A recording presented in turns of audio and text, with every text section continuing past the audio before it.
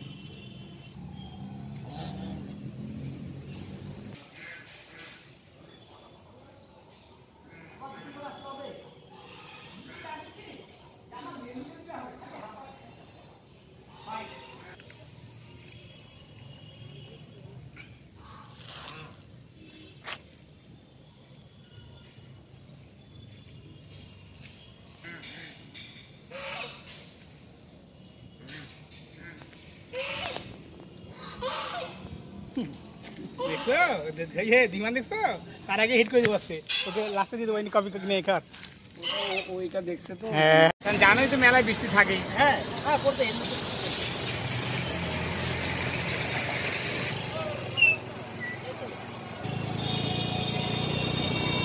দাদা, বলছি যে এই রাজবাড়ির মনসা পুজোর মেলায় এই মেলার প্রস্তুতি কিভাবে চলছে যদি একটু বলেন। জলপাইগুড়ি বৈকুণ্ঠপুর রাজবাড়ির মনসা পূজা অতি প্রাচীন পুজো, 515 বছরের পুজো।